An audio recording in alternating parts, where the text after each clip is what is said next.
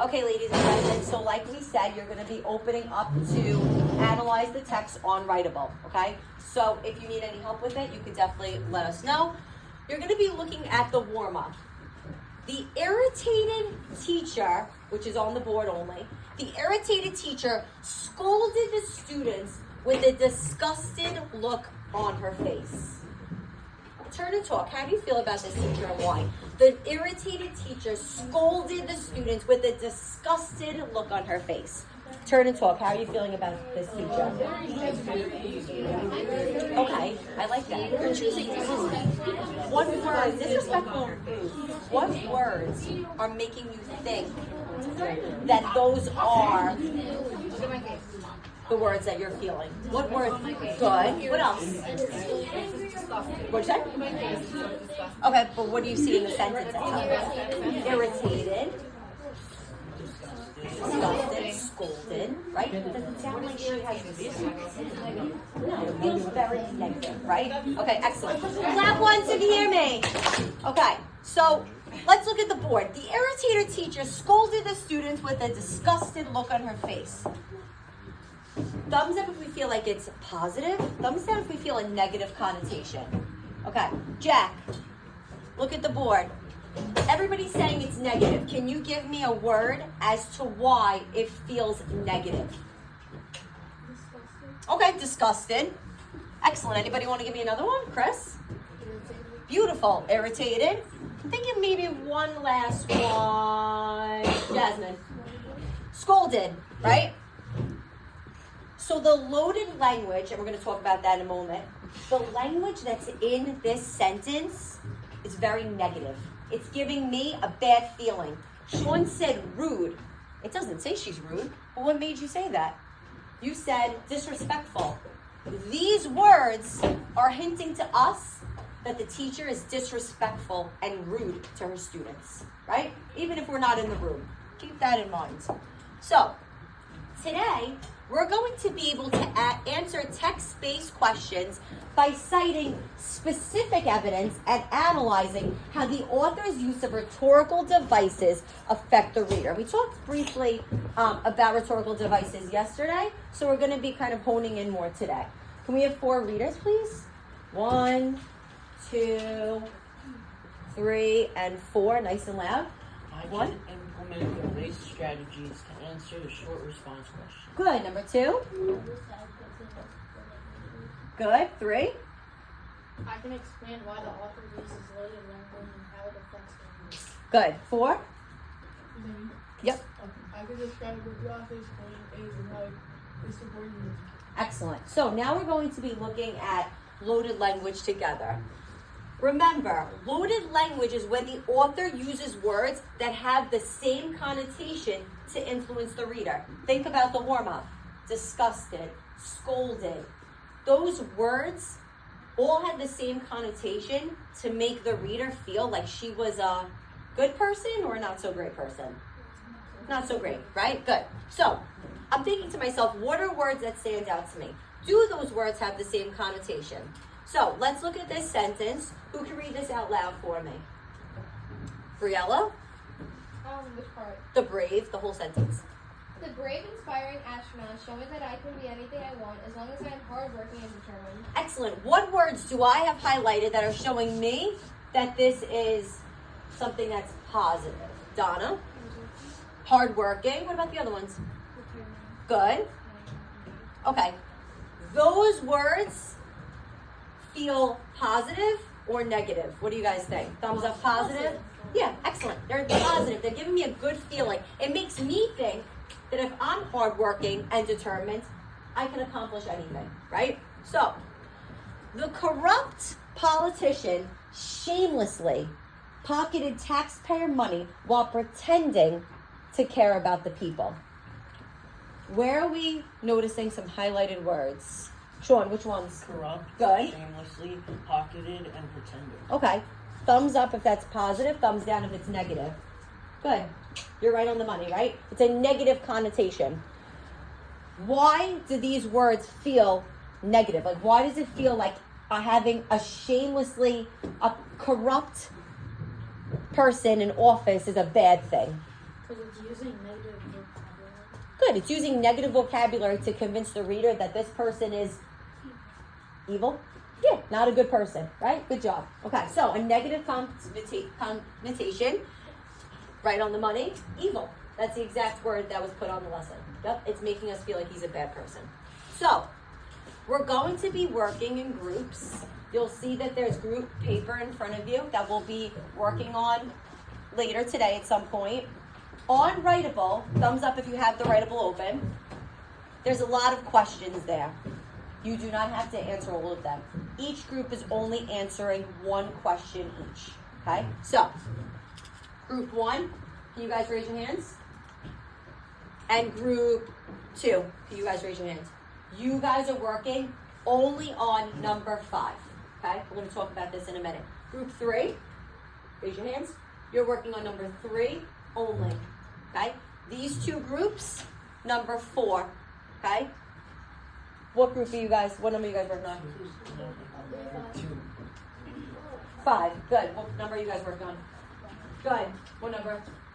Good. Good.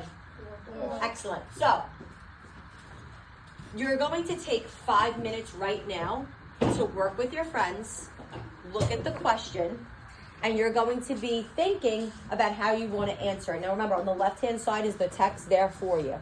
Okay? So, after that's done, you're going to answer the question yourself, and then you guys are going to work together to decide which one you want to put on chart paper for a silent discussion. Does that make sense? So I'm going to put 5 minutes on the board, look at the question, decide where you guys are going to find the evidence and how you're going to answer it, utilizing race, restate, answer, how many pieces of evidence, good, explanation, look at the question, decide how you're going to answer it, and then you guys may begin answering it. Anybody have any questions? Okay, only 1 per table. You guys can start and put a thing on the board. Also, just so you know, the questions are on the slide, and I'll go over them really quickly. So, for these 2 tables, number 5, explain how the argument's loaded language affects readers. Does it persuade you to agree with the author, or do they want you to disagree with the author, right? So you're thinking to yourself, how does the author's choices of words influence me while I'm reading it, right? Does it feel like they want me to go to space, or do they not want humans to go to space based off the loaded language? Does that make sense? So it's a question about loaded language that we just did. Group 3, you guys, group 3. You're going to review paragraph 8. What can you conclude from the support provided by the author about a connection between water and the possibility of life on Mars? Now, you're going to look at paragraph 8 and you're going to think to yourself, what does the author show about how water is relating to that there's a chance that there might be life on Mars? And that's in paragraph 8 for you guys. My other 2 groups, this is your question.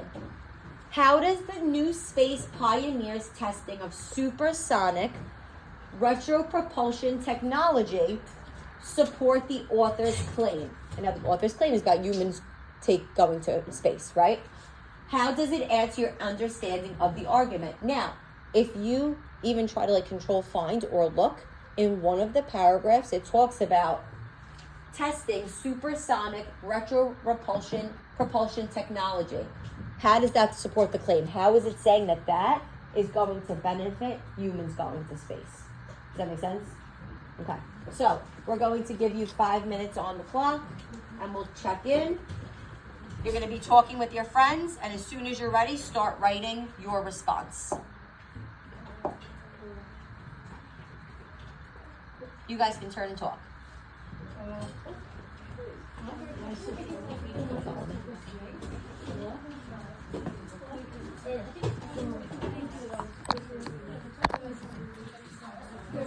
So, which number are we doing? 5. Good. So, explain how the argument's loaded language affects readers. Now, remember, when we're looking at loaded language, what are we looking for?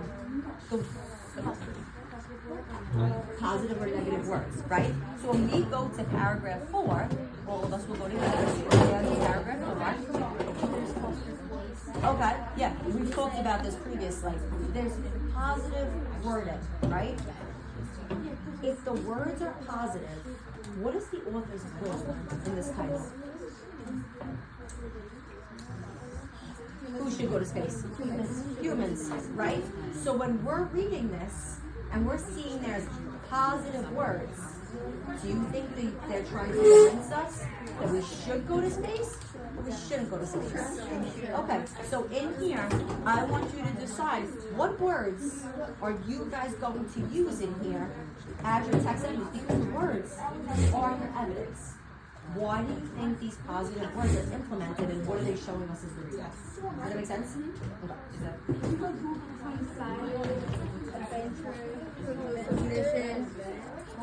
Okay, so we're number 3, correct? Okay, so let's open up to number 3 together. Review paragraph 8. What can you conclude from the support provided by the author about the connection between life and the possibility of life on Mars? Now, we discovered that there's water on Mars. What does that mean for us? That we possibly can live there. Excellent. So you're going to use that in your response. Now, it seems like you're not on writable. You're on like the response. You know how to get to writable? Okay. Can you go in through there? Because when you open that up, you'll see on the left-hand side is the text. And you can just scroll to paragraph 8. Okay? Does that make sense? So what you're really trying to find is how it represents it. Now we notice that we have water. There's a possibility that, like Anthony said, we really can live there. That's what that's showing us about the possibility of life on Mars due to the water. Excellent. Yes. Good job. So we're looking at number 4, correct? Okay. Do we have it open? All right. So I just want to look at it with you guys. So we're talking about the New Space Pioneers testing of supersonic retropropulsion technology. Did we find where that is? What paragraph so far? Excellent, paragraph 10, yes. So are you able to see how it's a positive way to support the claim that we could be the ones to go to Mars? Okay, does anybody want to share what they got so far? Z, you seem like you feel like you're pretty confident.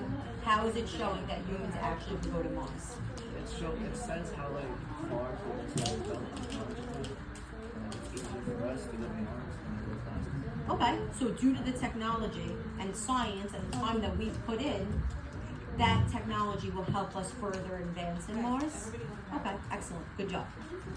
All right, so we have about another minute and a half that we're working on this. Thumbs up if you feel like your group has a semi-understanding of what you're gonna write about. Okay, so I didn't talk to this group yet. When we're talking about retropropulsion technology, what paragraph did you guys find it in? Okay, so we're in a good place, excellent. Now, due to this technology, do we have more of a chance to be able to go to space or we don't? We do. Okay, excellent. So how is that helpful to us? Because it's easier and it benefits exploring outer space because it's easier to go back and forth. Okay, good. So that's an excellent pro to having that piece of technology. It also helps the environment on the other hand. It helps people get there like quicker. Okay, good. So we want to restate, and then maybe you could find a piece of evidence to support both of those findings. Did you want to add something different? Also, because it says like NASA's rovers weigh like too much, so if like people and they do other things like because like Skytrain and things like that. That's actually the exact piece of evidence we're looking for, where due to those rovers, we were able to figure this out, right? So yes, excellent job. So you want to also talk about that, about the rover in your analysis. Keep that in mind.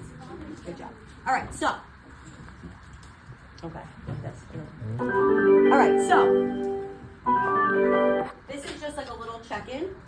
As of right now, it seems like all of the groups have an understanding of what is at least expected of them and what they have to write about. So now we're gonna give you like a solid 12 minutes to actually draft up this race response. Remember, you wanna restate. Look at the question, cut out the question word, restate it, answer it very briefly, give 2 pieces of evidence. If you're a loaded language, 2 words that help you see that, 2 pieces of evidence, and an analysis, okay? I'm gonna put 12 minutes on the clock, and we'll let you guys get working. Somebody have a question? Oh, okay.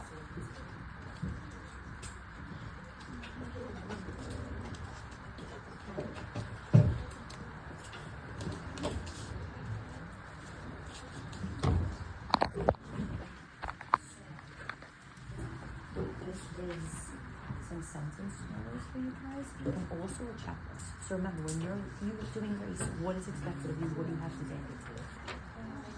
Dima, restate the question. Good. How many pieces? Good.